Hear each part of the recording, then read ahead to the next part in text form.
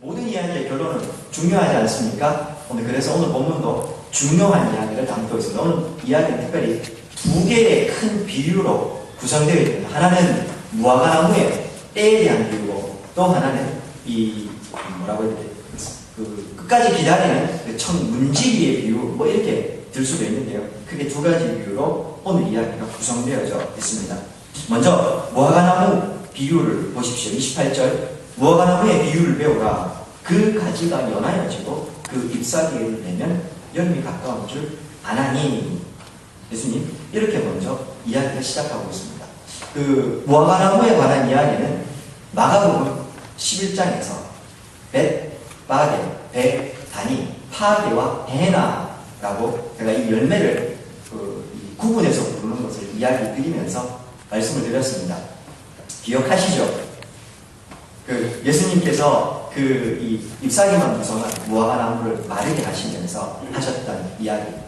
조금만 설명을 좀 드리면, 무화과나무는 열매를 2번 맺는 독특한 특징이 있다 말씀을 드렸습니다. 처음 3월 초, 이제 이 겨울이 끝나고 이 춘분기라고 하죠. 봄이 시작되는 무렵, 그때 아기 손바닥만한 조그마한 잎사귀가 나오면서 열매를 맺는데, 이 열매가 거품이 없고 상품으로 저는 가치가 없는, 그걸 파괴라고 부른다 했습니다. 이게 처음에 맺히는 게 무화과나무입니다. 그런데요, 요 파괴가 이제 자라가지고 맺혔다가 이게 다 떨어지고 6주 후가 되면 여기에서 2번째 열매 게헤나가 맺히게 되고, 이건 이제 상품으로 제대로 된 무화과다, 그리 말씀을 드렸습니다. 그런데요, 파괴와 함께 맺혀있던 이 연한 가지, 이 잎사귀가 맺혀있다가 파괴가 떨어지는 그 시점부터 이제 이 잎사귀가 본격적으로 자라기 시작합니다. 3월 초가 이 파괴가 맺혔다가 6주 후에 이 게헤나가 다시 맺힌다고 하면요, 6주면 한 4월에서 5월쯤 되겠죠. 우리나라도 요즘 봄이 자꾸 짧아지는데, 이 유대도 봄이 굉장히 짧다고 합니다. 거의 그냥 봄이 왔구나 하면 봄이 끝나고 여름으로 들어간다고 합니다. 그래서 긴 우기가 있었던 겨울을 보내고 짧은 봄이 있고, 그리고 건기가 시작되는 이 여름이 이어진다고 합니다. 이런 겁니다. 유대 사람들은 제가 그 설교를 하면서 이 파괴가 볼품은 없었지만 아주 중요한 역할을 하나 한다 했습니다. 특별히 우리 보릿고개처럼 지난 가을에 추수한 것들 이제 수정해가지고 이걸 먹고 살다가 겨울에 계속 먹다가 이게 떨어지는 게 봄이 된다. 그리고 그 봄이 되면 먹을 게 없는 상황에서 상품성은 별로 없고, 그러나 먹을 양식은 되는 이 무화과를 나그네들도 또 가난한 사람들도 이걸 따먹으면서 이 춘분기를 보내게 된다고 했습니다. 이런 겁니다. 사람들이요, 이 파괴가 맺혀있는 이 춘분기 이걸 따먹으면서 생각하는 것이죠. 이제 겨울도 끝났고 이 봄도 금방 끝나겠구나. 이 봄이 끝나게 하면, 이 파괴가 떨어지고 나면, 그리고 다시 먹음직한 게헤나, 제대로 된 열매가 맺히겠구나 생각을 하면서 여름을 기다리는 겁니다. 그리고 이 춘분기를 이겨내는 것이죠. 오늘 예수님께서 하시는 무화과나무의 비유를 배우라. 그 가지가 연하여지고 잎사귀 내면 여름이 가까운 줄 안다. 이런 의미가 있는 겁니다. 사람들이요, 이 연한 가지와 함께 파괴가 나오는 걸 보고 그걸 따먹으면서 이제 곧 여름이 오겠구나. 우리의 이 궁핍한 생활도 곧 끝나고 이제 제대로 된 열매, 풍성한 기다리겠구나. 사람들이 그런 마음으로 기다리게 되는 것이죠. 그러니까 예수님 하시는 이야기는 당시의 사람들은 다 알아들은 겁니다. 특별히 감람나무가 많았던 이 베다니와 벳바게를 지나왔으니까요. 다 알아들은 거죠.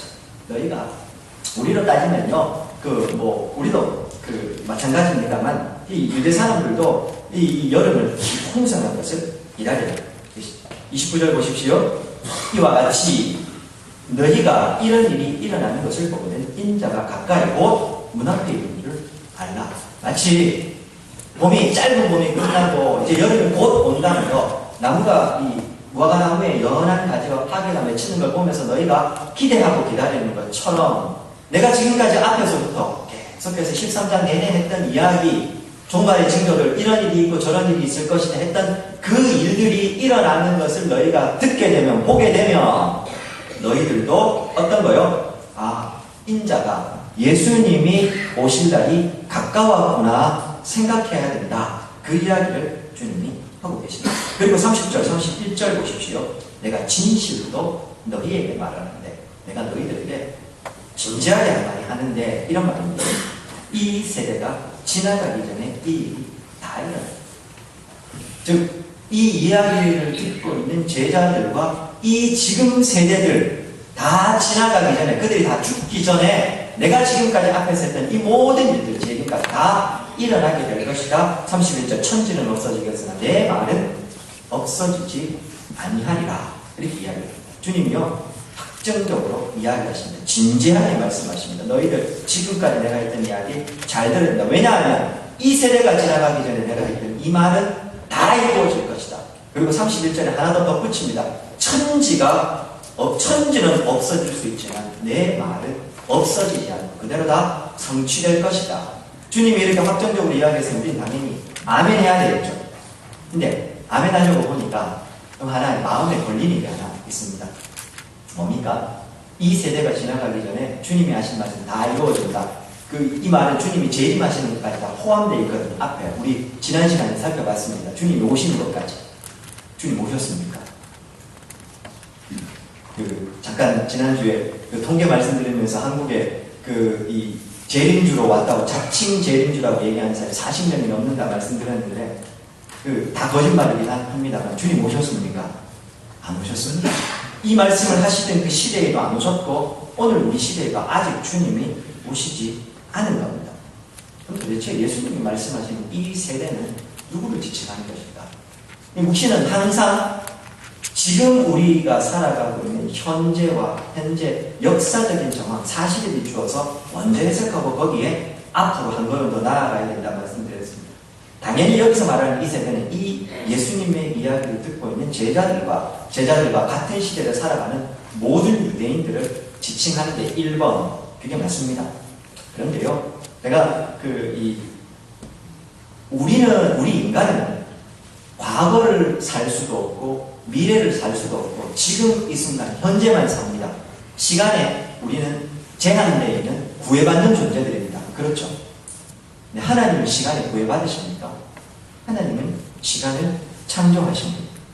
그 하나님 앞에서 시간은 우리와 전혀 다른 개념이 될 겁니다. 어떻게 그런 게 있을 수 있냐고요? 예, 시간에 얽매여 있는, 태어날 때부터 시간에 얽매여 있고 죽을 때까지 시간에 얽매여 있어야 되는 우리들에게는 그 개념은 신비이고 이해될 수 없는 개념입니다. 그러나 하나님 앞에서 그건 시간도 창조하시고 공간도 창조하신 하나님 앞에서 그건 충분히 가능한 이야기입니다. 즉, 제가 그래서 늘 말씀드리는 게 하나님이 말씀하시는 곧 성취됩니다. 왜? 과거와 현재와 미래 모든 것을 다 하나로 통으로 보고 계신 하나님께서 지금 말씀하시는 것, 우리에게 미래여도 하나님께 미래일 수는 없고 그분의 말씀은 곧 성취됩니다. 이런 말씀을 드린 적이 있습니다. 주님은 그 시간에 얽매이신 분이 아니신 것이죠. 자막입니다. 베드로 후서 3장 8절입니다. 베드로는 그래서 이렇게 하나님의 시간에 대해서 설명을 하고 있습니다. 사랑하는 자들아, 주께는 하루가 천년 같고 천년이 하루 같다는 이 한 가지를 잊지 말라. 어떻게 천년이 하루 같을 수 있겠습니까? 근데 하나님 앞에서는 가능한 거죠. 우리에게는 불가능하죠. 시간의 개념이 다른 겁니다. 부활하신 예수님께서 공간을 초월하시는 것도 보여주셨습니다. 그렇지 않습니까? 예수님께서 오늘 이 세대라고 이야기하는 건요, 당연히 지금 이 이야기를 듣고 있는 세대이기도 하지만 시간을 초월해 계시는 하나님의 입장에서 이 세대는 또한 이야기를 듣는 오늘 우리들의 세대들까지 다 포함하고 있는 것이다 생각을 하셔야 됩니다. 두 번째, 예수님께서 하시는 이 묵시는 항상 긴장 가운데 있다는 말씀을 제가 드렸습니다. 그래서 깨어 근신하라 이런 이야기 있다고, 특별히 지난 시간에 예수님이 지금 마가복음 13장에서 하신 이야기는 1차적으로 역사적으로 어떻게 성취됩니까? AD 65년부터 시작해서 네로의 박해와 AD 70년 디도 장군에 의해서 예루살렘이 함락되고 성전이 불타는 것을 통해서 역사적으로 성취가 되었다 말씀을 드렸습니다. 그러나 아직 주님이 재림하지는 않으셨고 이 이야기를 읽고 있는 사람들은 눈앞에 예수님이 하셨던 이야기가 펼쳐지고 있는 걸 보고 있었다 했습니다. 네로관계의 박해를 통해서 막 성도들이 죽어가고 있고 그 와중에 이스라엘 곳곳에서 거짓 선지자, 거짓 그리스도가 일어나가지고 자기가 예수님이라고 이야기를 하고 있는 이 상황들, 심지어 예루살렘 보고서 다 무너질까, 돌 위에 돌 하나 남지 않을 거라 했는데 그 예루살렘이 무너지고 불타버린 것까지 다 봤습니다. 그러니 그들에게 주님이 말씀하신 이 이야기는 막연한 미래가 아니라 눈앞에 닥쳐있는 역사적인 현실, 지금 당장 일어나고 있는 일이었기 때문에 같은 선상에서 그들은 주님이 지금 구름 타고 오신다는 것도 그대로 일어나는 일로 믿었고 긴장하면서 두렵고 떨림으로 주님의 오심을 기다리고 있었다. 이런 말씀을 드렸습니다. 그리고요, 그 주님의 오심을 기다림의 시기가 아직 우리에게 도래하지 않고 우리도 그 시기를 보내고 있는 겁니다. 이게 도대체 무슨 말인가 싶으시죠? 마태복음 3장 10절입니다. 이미 도끼가 나무 뿌리에 놓였으니 좋은 열매를 맺지 아니하는 나무마다 찍혀 불에 던집니다. 이게 도끼가 이미 찍혀 있는 겁니다. 나무 뿌리에. 그러니까 이건 아직 찍혀서 이게 나무 뿌리가 완전히 하나님께서 찍어서 이걸 다 불에 던지진 않았지만 도끼가 찍혀 있다는 말은 곧 얘를 찍어가지고 불에 던질 것이라는 걸 이야기합니다. 이건 이제 신학적으로 원 디바인 액트 이렇게 얘기하는, 이건 모르셔도 되고요. 하나의 사건이라고 합니다. 예수님이 이 땅에 오셔서 공생애를 하시고 고난을 받으시고 십자가를 지시고 죽으시고 부활하시고 승천하시고 그리고 재림하시는 이 모든 일은 하나의 묶음으로 된 일이라는 말입니다. 그러니까 이게 시간적으로는 우리에게는 수천 년이 떨어진 일이 될 수도 있지만 시간과 공간을 초월하시는 하나님 앞에 이건 그냥 하나의 패키지로 묶여있는 사건이라는 말입니다. 요즘 이제 날씨가 이제 좀 선득해집니다. 그래서 이제 보일러 틀고 주무시는 분, 저희도 그렇습니다만, 보일러 버튼을 딱 누르면 바로 온수도 나오고 또 방구 훈훈하고 따뜻해지지 않습니까? 우리가 보일러 버튼을 누른다는 말은 온수가 나오고 집이 따뜻해져야 된다는 걸, 그걸 생각하고 이 보일러 버튼을 누르는 것과 온수를 나오는 건 하나의 얘기입니다. 근데요, 사실은 버튼을 누르고 온수가 나오기까지 굉장히 많은 과정이 그 중간에 있지 않습니까? 그렇죠. 이걸 누르면 전기적 신호가 이렇게 가가지고 보일러를 돌리게 되고 보일러가 돌아가면서 기름이 연소가 되고 기름이 연소되면서 제가 잘은 모릅니다. 하여튼 그런 복잡한 과정을 거쳐서 결국 온수가 나오는 겁니다. 예수님이 이 땅에 처음 아기 예수로 오신다는 것은 재림하신다는 이 사건이 하나의 묶음으로 묶여있는 사건. 그래서 그 중간에 갖가지 일들이 다 일어나는 겁니다. 다만 시간적으로 이 차이가 있는데 그 시간이라는 게 앞에서 말씀드린 대로 하나님에게는 천년이 하루 같으니까요. 이게 별로 의미가 없고 우리에게만 굉장히 멀리 있는 사건처럼 느껴지기도 하고 하는 것입니다. 다시 말해서 예수님이 지금 이 세대라고 하는 이 세대 안에는요, 예수님의 말씀을 듣고 있는 이 사람들뿐만 아니라 지금 우리들까지 다 포함되어 있는, 예수님이 실수로 잘못 말씀하신 게 아니라는 말이에요.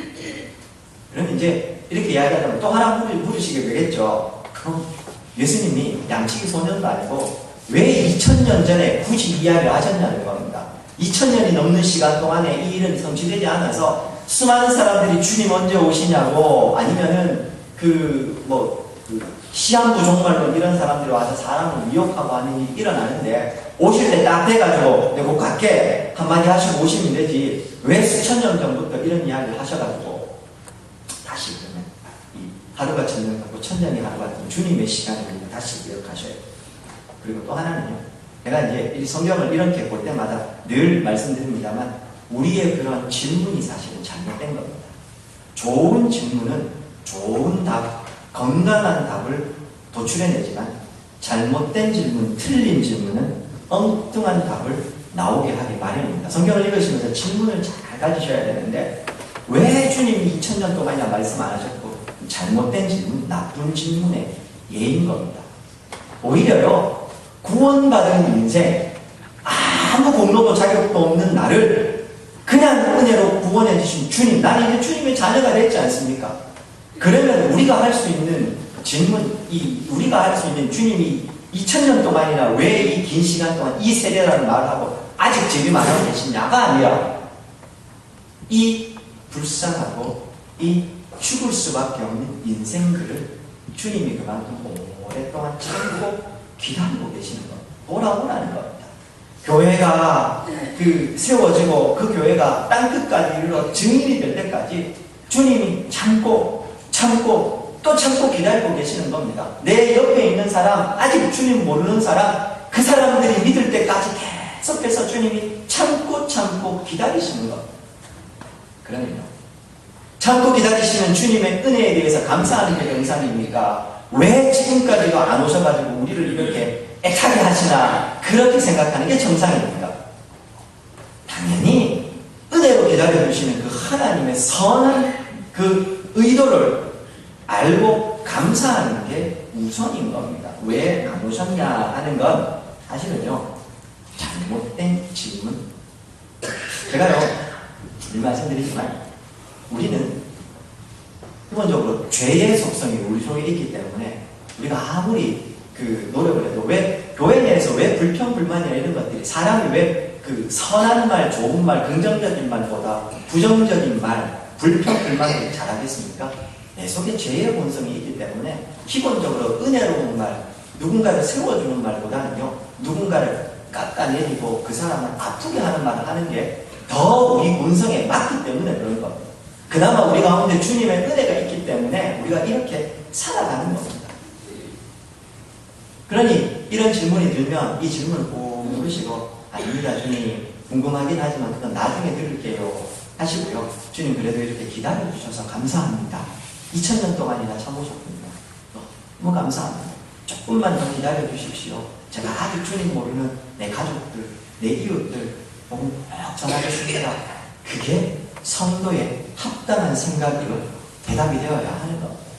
그런 의미에서요, 좀 우리 교회도요, 은혜로운 말, 누군가를 세워주는 말, 공동체를 세워가는 말들이 좀 넘쳐났으면 좋겠고, 한 번만 더 생각해보면 이게 누군가의 마음을 아프게 받고 공동체를 거먹는 것이 되고, 내가 이 한마디를 하는 것을 통해서 누군가 영향을 받아서 그 사람들까지도 불평불만을 하게 된다 싶으면 좀 참고, 그랬으면 그런 은혜로운 말, 사랑의 말들이 넘치는 우리 교회가 됐으면 합니다. 내 악한 본성에서 튀어나오는 이야기를 막 하지 말고 이건 삼키시고 은혜로 기도 많이 하고요. 정말 하나님께서 내게 은혜를 주셔서 은혜가 충만할 때 내 속에서 불평불만 나오는 거 보셨습니까? 아니요. 기도 많이 하면서 은혜롭다고 이야기하면서 불평불만 많이 하는 사람, 제가 장담할 수 있는데 그거 절대로 은혜로운 거 아닙니다. 은혜로운 사람의 입에서 불평불만, 파괴적인 이야기 나오지 않습니다. 혹 하더라도요, 조심스럽게 사람을 세우고 대안의 이야기를 하게 했지요. 군의장로교회 따뜻한 날, 사람을 세워주고 살리는 이야기들, 사랑의 이야기들 해지는 교회. 다른 것은 몰라도 군의장로교회는 그런 사랑과 은혜가 넘치는 곳이다. 그랬으면 좋겠습니다. 물론 그렇다고 해서 불평불만 하지 마시라는 거 아닙니다. 대안을 가지고 이야기하시고 은혜의 말로 내가 먼저 이 문제 가지고 하나님 앞에 씨름하고 기도하고 그리고 나서 이야기하십시오. 그럼 다 들어드리겠습니다. 저는 제 마음대로 생각할게요. 그때 말씀드렸습니다만, 제가 어른들과 교회를 하면서요, 옛날 사람들이 목사님은 모든 이야기 다 들어놓고 왜 목사님 마음대로 판단하고 목사님 마음대로 결정해요. 한번 해보십시오. 우리가 다 들어드릴 수는 있지만 그 말대로 다 해드릴 수가 없습니다. 100명이면 100가지 의견이 있으니까요. 그러니 100사람은 다, 본인들은 다 이야기했으니까 그대로 들어줄 줄 알았는데 결정되는 건 엉뚱하니까 목사님은 목사님 다 들어놓고서 자기 마음대로 결정한다고 합니다. 제 마음대로 결정하는 거 아닙니다. 다만 그런 상황들도 이해해 주시라는 거. 그런 이야기 들었습니다. 자, 본론으로 다시 들어가세요. 하나님은 소묵시 13장을 이야기를 하면서 이런 주님의 임박한 분노, 이 진노에 대한 이야기를 하면서 계속 제가 드렸던 말씀은 뭡니까? 깨어 근신하라는 이야기였습니다. 하나님 여러분, 이 세대가 지나가기 전에 이 일이 이루어질 거다. 주님의 이 말을 우리가 진짜 제대로 받으면, 그러면 그때가 언제입니까? 언제 오십니까? 이건 물을 겨를 없습니다. 그럼 뭐 해야 됩니까? 주님의 오심을 기다리면서 주님이 내게 주신 이 사명과 소명을 위해서 사는 것이죠. 경기하는 그 운동 스포츠 경기에서요, 그 종료 시간이 다가옵니다. 그럼 어떻게 해야 됩니까? 제대로 된 선수는요, 언제 마치는가 이거 쳐다보는 게 아니고요, 종료 시간이 다가오니까 한 골이라도 더 넣고 하나라도 더 하려고 열심을 더 내는 게 그게 정상이라는 말입니다. 오늘 이 세대가 지나가기 전에 이 모든 일이 이루어질 것이라는 예수님의 말씀을 들은 우리들은 그럼 그때는 언제인가 그 생각은 조금 내려놓고요, 그때와 그 시기는 뒤에 가면 나오는데요, 아무도 모르고 하나님 아버지만 아신대요. 감추어진 일이기 때문에 우리는 그때까지 종료 휘슬 울릴 때까지 최선을 다해서 주의 나라와 의를 위해서 사시는 겁니다. 왜요? 종료 시간은 정해져 있고 주님이 오시는 것은 너무 분명하니까, 곧 오신다 하니까 곧 오실 때까지 최선을 다해서 마치 오늘이 내 인생의 마지막인 것처럼 목숨을 다해서 살아가는 것, 그것이 우리가 해야 될 일이 무엇인지 말든지 나는 그냥 상관없고 살겠습니다. 그건 절대로 이 세대가 지나가기 전에 이 모든 일이 이루어질 거라고 하는 이 주님의 이야기에 합당한 삶의 방식은 아닙니다. 아니나 다를까 우리 예수님이요, 32절부터 이 세대가 지나가기 전에 오신다는 이 이야기를 한 번 더 강조하면서 깨어 근신하라는 이야기를 결론적으로 해주고 계십니다. 32절 보십시오. 그러나 그날과 그때는 아무도, 하늘에 있는 천사도 아들도 예수님 당신도 모르고 아버지 하나님만 아신다. 주님 오신 날이 언제다 뭐 안다고 이야기하는 사람들이 있으면 다 거짓말입니다. 아버지밖에 모르는 걸 어떻게 자기가 안다는 이야기입니까? 거짓말입니다. 우리의 마음이요, 주님을 오심을 기다리는 참된 마음이 아니기 때문에 자꾸만 그런 이야기에 현혹되는 겁니다. 알아서 뭐하게요? 그냥 오늘 하루 정성스럽게 살면 오히려요, 주님 하루만 더 늦춰주십시오. 제가 주님 말씀대로 오늘도 못 살았는데 내일을 한번 제대로 살아볼게요. 주님 하루만 조금 더 늦춰주십시오. 아직 저 사람에게 복음 전하지 못했으니까 하루만 더 기다려주십시오. 이게 정상 아니겠습니까? 목회를 정말 열심히 하는 목사라면 주님 당장 오십시오 보다는 주님 조금만 더 기다려주십시오. 제가 내일은 정말 제대로 설교 한번 해볼게요. 내일은 조금 더 우리 성도님들 사랑해볼게요. 그게 정상 아닙니까?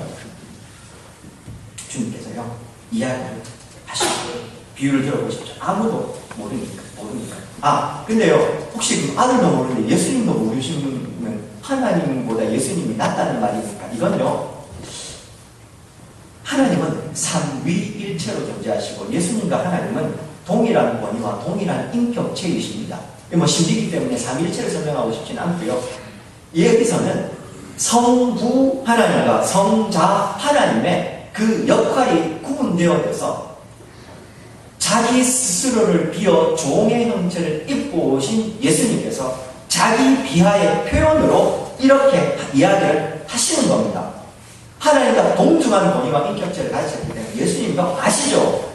그러나 하나님의 아들 성자 예수로 오셨기 때문에 나도 모른다 라는 표현을 하는 겁니다. 하나님과 예수님이 이 등급이 나눠져 있는 그런 거 아닙니다.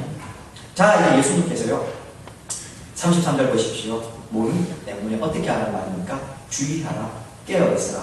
그때가 언제일지 모르기 때문에 그날만 기다려보고 있으라. 아니요, 주의하라, 깨어라. 그리고 비유를 하나 더 들어주시면 34절부터 문지기의 비유입니다. 가령 사람이 주인이겠죠. 집을 따라 타고 보러 갈 때에 종들에게 권한을 줍니다. 각각 사물을 맡기며 문지기에게 깨어있으라 명하고 합니다. 그럼 주인이 올 때까지 이 사명을 받은 사람들은 어떻게 해야 됩니까? 당연하죠. 깨어서 주인을 기다려야 돼요. 34절 보시면 그러므로 깨어있으라. 집주인이 언제 오든지 저물 때이든지 밤중이든지 닭 울 때이든지 새벽이든지 너희가 알지 못한다. 본래 유대인들은요, 밤을 저녁 6시부터 아침 6시까지 밤이라고 보고 이걸 세 경점으로 나누었는데, 지금 여기서 예수님이 이야기하는 것 이 4개로 나누어서 로마식으로 얕은 나눈 겁니다만, 쉽게 얘기하면요, 그냥 저물 때, 밤중, 닭울 때, 새벽 이건요 하나로 묶으면 밤 내내, 밤 시간 내내, 즉 누군가 잠들어 있는 그 시간 전부를 이야기하는 거예요. 언제 주인이 오실지 모르기 때문에 그때까지 그 밤중에 깨어 있어야 된다. 그 말입니다. 그래서 36절 그가 호련히 와서 너희가 자는 것을 보지 않도록 하라. 이렇게 이야기합니다. 질문입니다. 여기서요 그러면 깨어 있으라 할 때요 이 비유에서 깨어 있어야 될 주체는 누굽니까? 누가 깨어 있으라는 말입니까? 주인이 깨어 있으라는 말입니까? 이 종과 문지기가 깨어 있으라는 말입니까? 종과 문지기죠. 그럼 여기서 말하는 종과 문지기는 누굽니까?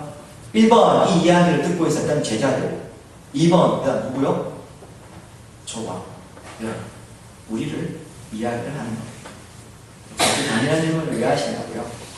깨어 있으십니까? 35절 다시 한번 보십시오. 저물 때, 밤중, 다물 때, 새벽 밤 시간 전부라고 이야기했어요. 누군가 이 시간 자는 시간입니다. 그런데요 사명을 받은 주인에게 명함을 받은 문지기와 종들은 잘 수 없습니다. 주인이 언제 올지 모르니 깨어서 주인을 기다려야 하는 것. 타국으로 간 그 주인. 다시 말하면 오늘 우리들이요 이 어두워진 시대 모든 사람들이 영적으로 다 잠들어 있는 시대에 주님이 오늘 우리에게 주님이 언제 오실지 모르기 때문에 너희도 같이 자고 있으라가 아니라 너희만 깨어서 오시는 이 주님을 기다리라 그렇게 말씀하시는 겁니다. 이 시점에서요 우리는 또 베드로의 이야기를 좀 봐야 되겠습니다. 베드로가 참 좋습니다. 바울보다는 저는 베드로가 좋은데 이 베드로가요 깨어 있어야 될 순간에 깨어 있지를 못해서 진짜 깨어 있어야 될 그 정말 중요한 순간에 그는 넘어지게 되지 않습니까? 다 아시는 것처럼 게세마네 동산 예수님과 기도하러 갔다가 깨어 있으라 했는데 자는 바람에 정말 깨어서 정신 차리고 있어야 될 때 잠들어 버려서 주님을 모른다고 부인해 버리지 않습니까? 자막입니다. 베드로전서 5장 8절에서 베드로는 그래서 깨어 있음에 대해서 성도들에게 이렇게 권면합니다. 근신하라 깨어라 너희 대적마귀가 우는 사자같이 두루다니며 삼킬 자를 찾고 있다. 대부분의 사람들은 잠들어 있는 그때 너희들만큼은 깨어서 타국으로 갔다가 언제 올지 모르는 이 주인을 깨어서 기다리라 이야기합니다. 어떻게 그럼 깨어 있어야 되겠습니까? 오늘 살아가는 성도는 어떻게 깨어 있으라 합니까? 베드로는 다시 베드로전서 4장 7절에서 깨어 있을 때 어떻게 깨어 있어야 되는지 이야기를 합니다. 만물의 마지막이 가까웠으니 그러므로 너희는 정신을 차리고 근신하며 기도하라. 한마디로 이야기하면 기도하라는 이야기입니다. 다른 것도 할 게 많이 있겠지만 제일 중요한 거 기도하라. 성도가 이 시대 속에서 깨어 있을 수 있는 가장 주요한 행위는 기도하는 것입니다. 제가 당연한 이야기를 또 하고 있습니다. 그렇죠? 늘 말씀드리지만 기도를 해야 하는 것을 아는 것, 기도가 중요하다는 것을 아는 것과 정말로 기도하는 건 다른 일입니다. 오늘날 기도가 중요하고 기도해야 된다는 걸 모르는 성도는 아무도 없습니다. 근데 기도하는 사람이라고 물으면 거기에 대해서 자신있게 대답할 수 있는 분들이 누가 계십니까? 새벽 기도하자 막 이런 이야기를 하는 게 아닙니다. 새벽을 기도하든 밤에 기도하든 낮에 기도하든 기도해야 하는 거 그게 중요하다. 그 말씀을 드리는 겁니다. 기도하셔야 됩니다. 기도하는 게 중요하고 그게 깨어있는 거라는 거 성경의 명령이라는 걸 알면 기도해야지요. 아 기도하는 게 중요하구나 하고 끝나면 안 되고 기도해야 하는 겁니다. 사랑하는 여러분 그런 의미에서 제가 이 새벽 기도에 대한 이야기를 좀 하면요 항상 그런 말씀을 드립니다. 새벽 기도 중요하지 않습니다. 강조는 안 합니다. 그러나 그렇게도 이야기합니다. 홀로 기도하는 게 힘드신 분들 혹은 시간을 구별하는 게 힘든 분들 이 현대가요 오늘 우리 시대가 얼마나 바쁜지 우리가 기도 시간을 스스로 구별해서 내는 것 자체가 너무 어렵습니다. 그렇지 않습니까? 쉽지 않습니다. 내 나름대로 시간을 구별하고 제가 중요한 건 시간과 장소를 구별하라고 했는데 혹시 새벽 기도 안 나오시는 분들 중에 시간과 장소를 구별해서 기도하시는 분들 있으십니까? 잘 없으실 거예요. 그리고 그 시간을 아무리 내가 혼자 억지로 노력을 해서 지키려고 해도 못 지킬 때가 있습니다. 그런 분들 나는 정말 기도해야 되는데 목사님 그게 잘 안 됩니다 하면 새벽이 차라리 좋을 수 있습니다. 왜요? 이 바쁜 시대 속에서요 성도가 자기의 의지와 마음만 있으면 언제든지 낼 수 있는 유일한 시간대는 새벽 시간이라고 생각이 듭니다. 나머지 시간은 내 시간이 아닙니다. 언제든지 전화 올 수 있고 언제든지 우리를 바쁜 일로 끌고 갈 수 있기 때문에 그런 것. 그런 의미에서요. 새벽에 항상 그 자리에 비워놓겠습니다. 항상 언제든지 오시면 같이 기도하겠습니다. 기도할 마음이 있는 분들, 진짜 기도해야 되는데 안 되는 분들요. 잠을 줄이시고 마음을 깨우셔서 오십시오. 같이 기도하신다고요. 함께 기도하는 시간 늘 제가 기다리고 있고 함께 기도할 것이니 오십시오. 기도하면 되지 않겠어요. 중요한 건 기도하자는 거예요. 또 한 가지. 깨어서 기다려야 되는데 누구를 기다려야 됩니까? 주인을 기다려야죠. 깨어서 기도하는 게 주인을 기다리는 것, 즉 기도하는 것에 있어서도요 목적을 분명히 하자는 겁니다. 온갖 내 욕망과 내 욕심들만 쏟아놓는 기도 말고 주님 오심을 기다리고 그 주님의 오심 이 목적에 맞는 기도를 하면서 깨어 기다리고 우리가 되었으면 하는 바람이 있는 것. 오늘 마가복음 13장 마무리하시면서 주님은요 우리들에게 그 시기와 그때는 아무도 모르지만 그러나 중요한 건 이 세대에 반드시 올 것이기 때문에 깨어 기도하자 그렇게 이야기합니다. 33절을 다시 한 번 더 보시겠습니까? 명령을 하시는데요. 주의하라 깨어있어라 이렇게 이야기합니다. 거짓 선지자들이 미혹하기 때문에 주의해야 합니다. 언제 오실지 모르기 때문에 깨어있어야 됩니다. 그런데요 이 주의하라 깨어라는 이 명령이 이게요 첫 번째 명령형으로 되어 있습니다. 그리고 오늘 예수님의 이 본문 안에서 깨어있으라 주의하라는 말을요 4번이나 이야기합니다. 같은 단어가 반복되는 건 강조라 말씀드렸습니다. 다시 말하면 주님이 지금요 우리에게 좀 깨어있어줘 가능하면 깨어있으면 좋겠다 이게 아닙니다. 명령입니다. 모든 성도는 주님을 기다리며 깨어 있어야 된다는 말입니다. 다르게 말하면 의무라는 말입니다. 모든 사람이 다 깨어서 주님을 기다려야 한다는 것. 엄중한 주님의 이 명령을 저도 듣고 우리도 듣고 우리 국리 장로교회가 이 시대에 깨어있는 교회였습니다. 두 번째, 이 말은요 현재형입니다. 왜 현재형이 뭔지는 모르셔도 되는데 제가 늘 말씀드리죠. 이 완료형은 과거에 아직 완료되지 않은 뭐 그런 거라고 했고 현재형은요 지금 이 순간 한 번을 딱 하고 마는 게 아니고요. 지금 계속해서 이 행동을 내가 반복해서 해야 되는 것, 하고 있어야 되는 것, 그게 헬라의 현재형이라 말씀을 드렸습니다. 오늘 깨웠다고 내일 자도 되고 그게 아니고요. 계속해서 깨어있고 계속해서 주의해야 된다. 그 말을 하고 있는 겁니다. 주의하라. 깨어 있어라. 주님의 명령입니다. 그리고 이것은 현재형.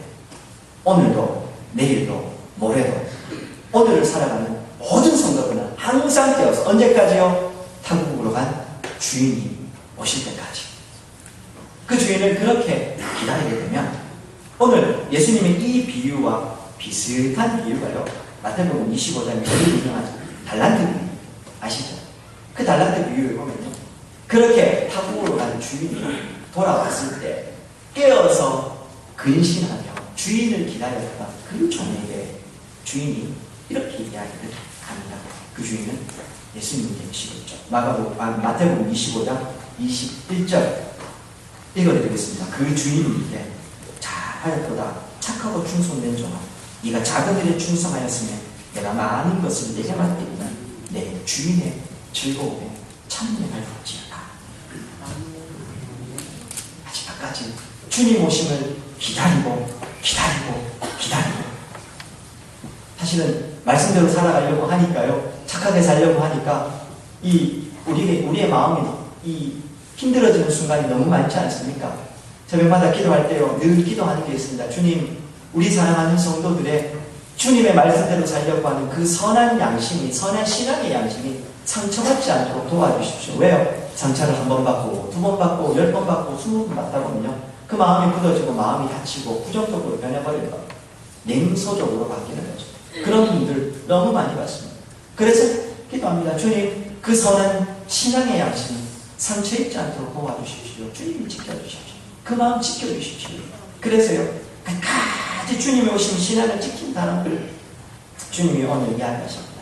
자, 충성된 종아, 네가 나와 함께 이제 이 주인의 즐거움에 참여하자 말씀하셨거든요.